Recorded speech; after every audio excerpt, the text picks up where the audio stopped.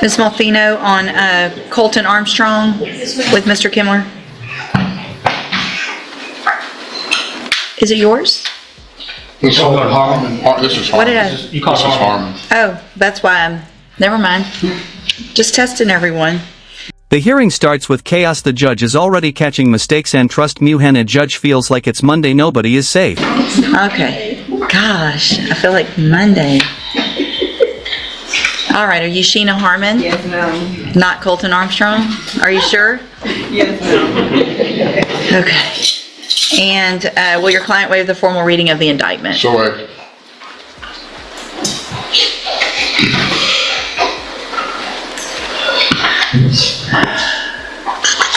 Okay, we're going on all of the counts. Whatever Or makes at it least- third. Okay, Whatever got it. gets us with the judge. Okay, I got it. I think we're gonna need all of them to give us to it. Okay. Ms. Harmon, in clause number 25, DCCR 0649, you're charged with the state jail felony offense of tampering with electronic She's not just reading charges, she's building a timeline, every felony, every date stacked to justify what's coming next. Classic Texas courtroom heat. device, and that's from April 30th of 2025. The indictment alleges that you were previously convicted of the state jail felony offense of theft June 28th of 2010, and then you were also convicted of the state jail felony offense of theft on June 24th of 2013, and on that same date, the state jail felony offense of possession of a controlled substance. And how do you plead to that charge? Guilty. And are those prior convictions true? Yes, ma'am. Did you enter your plea of guilty freely and voluntarily? Yes, ma'am. And because you actually did what they've charged you with? Yes, ma'am. I have here on the tablet some documents that have your signature on them that the state has marked as exhibit number 1. Before you signed these, did you go over them with Mr. Kimler? Yes, ma'am. Do you fully understand them? Yes, ma'am. And do you understand, if I follow the agreement that you've made with the district attorney, that you will be waiving or giving up any right to appeal? Yes, ma'am. And also, do you understand, if you're not a U.S. citizen, that a plea of guilty or no contest may result in your deportation, exclusion from admission to the country, or denial of naturalization under federal law? Yes, ma'am. State tenders number 1. No objection. It's admitted. Is there any evidence that Ms. Harmon is not competent? There is none.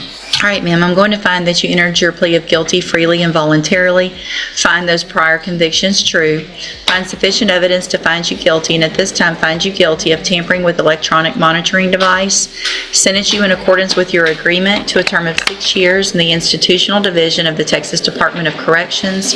You will receive credit on that sentence for any time that you've been in custody that the law gives you the right to receive.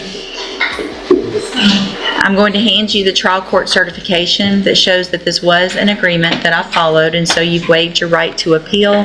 I will also hand you a written admonishment regarding your ineligibility to possess a firearm or ammunition. Because of the judgment entered against you, you're ineligible under Texas law to possess a Guilty plea confirmed, prior convictions true, and the judge drops the hammer. 6 years in state prison, no hesitation, no softness. or ammunition. Possession of a firearm or ammunition could lead to charges against you. Firearm is a legal term. You should read the written admonishment I provide you to see what devices qualify as a firearm. If you have questions about the laws that make you ineligible to possess a firearm or ammunition, or about how long that lasts, you can talk with Mr. Kimler. Yes, All ma'am. right, good luck to you, ma'am. You can go back with the bailiff.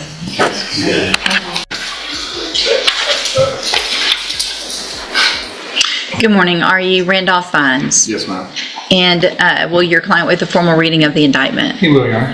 Mr. Fines, in clause number 25, DCCR 1154, the state has elected to proceed on count 1 only, and in that count to the lesser included offense of a Class A misdemeanor, unlawful carrying a weapon, from June 29th of 2025. And how do you plead to that charge? Guilty.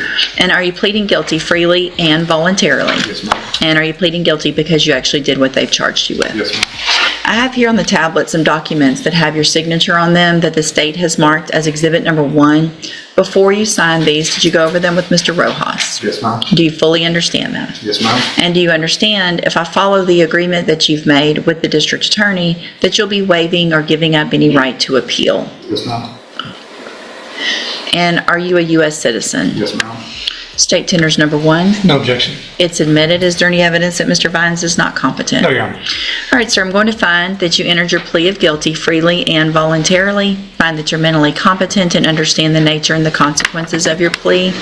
Find sufficient evidence on that sentence for any time that you've been in custody that the law gives you the right to receive. I feel like this might be one. I don't know all the misdemeanors, but I feel like this is one. Yep. So I'm handing you the trial court certification that shows this was an agreement that I followed, so you've waived your right to appeal. I also handed you a written admonishment regarding your ineligibility to possess a firearm or ammunition. Because of the judgment entered against you, you're ineligible under Texas law to possess a firearm or ammunition. Possession of a firearm or ammunition could lead to charges against you. You obviously know this based on what you're charged with, but I'm required to read it. And now I forgot where I was, but lead to charges against you. If you have any questions about what, you should read the document I provided you. I don't know. I lost it totally. If you have any questions about the laws that make you ineligible to possess a firearm or ammunition, or about how long it lasts, you can talk with Mr. Rojas. Yes, ma'am. You can go back with the bailiff. Your Honor. That's what I get for not reading it. Give me just a second. I'm going to print these out. They're both MTRPs, and it's just easier to find me.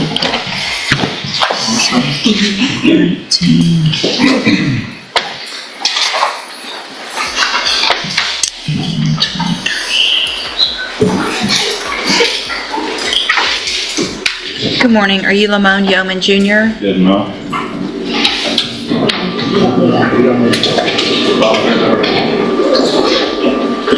And will your client waive the formal reading of the motion in each case? He will, Your Honor.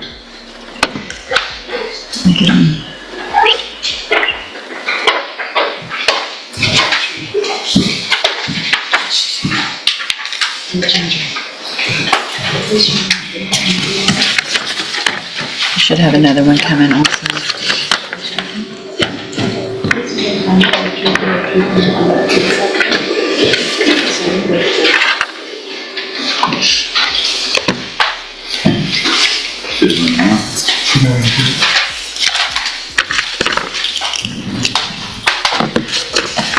Okay. Mr. Yeoman, in cause number 19-32846, I have a first amended motion to revoke your unadjudicated probation. This shows that you were placed on probation November 12th of 2019 for the offense of aggravated assault with a deadly weapon, and that was a 10-year deferred probation. Is that correct? And then in cause number 23, DCCR 1556, I have a first amended motion to revoke your community supervision. Shows that you were placed on probation July 17th of 2024 for the state jail felony offense of burglary of a building, and that was a 2-year term in state jail prison that was probated for 5 years. Is that correct? Yes, ma'am.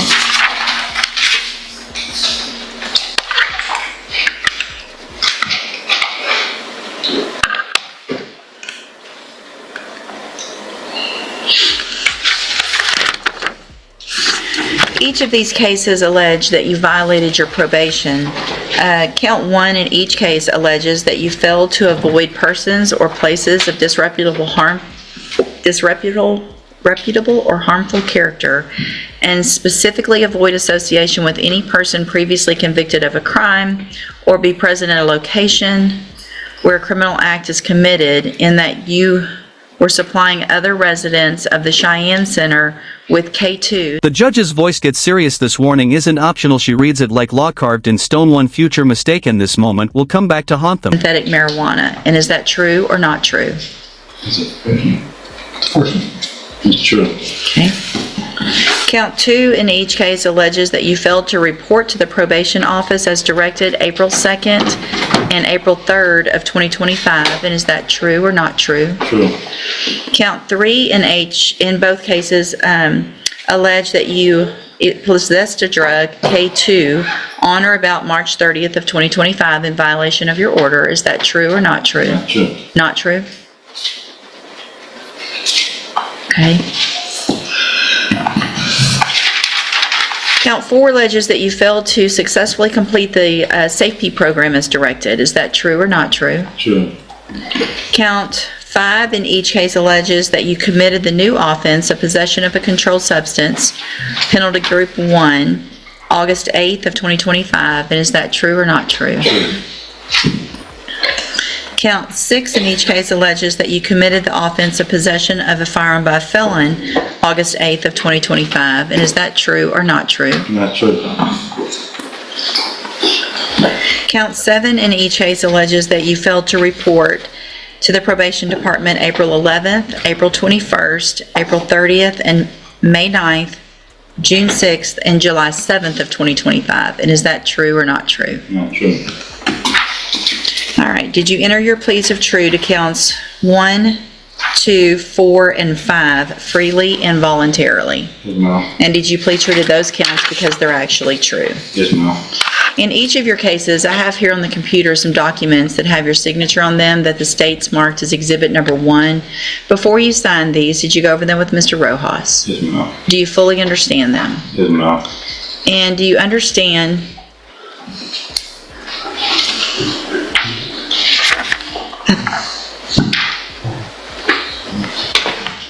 I think y'all did the paperwork backwards. We did originally, then we corrected it. At least I thought we did. So, There's a cap of 8 on 19-32846, and a cap of 2-year state jail on 23 DCCR 1556. well, it's set, hold on. Anna, can you send me back 23-1556? I just sent it.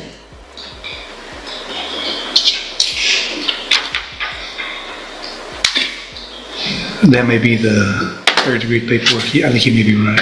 Yeah. Okay. I think, so 23-1556 is the burglary of a building, Should be stated. but y'all did TDC paperwork. And the other one, yeah. So, it's got, those have to be right. So We can read them. I'm gonna delete both of those. That's fine, Judge. I'll just hold this, we'll continue the hearing, I'm not gonna go back over everything, we'll just go over the paperwork as soon as it comes through. And did y'all do it twice? You We said? did, there was, I think we got the numbers wrong. We did. Okay, I have to redo them both. sorry. That's my fault. All right, I'm gonna delete both of those. All right, y'all just go have a seat in the jury box. Then comes the bombshell K2 when the facility mist reports new charges. Every true plea stacks up. This is the moment everything flips. And just when the courtroom is already tense, the paperwork is wrong. The judge resets everything in seconds. Total courtroom power move.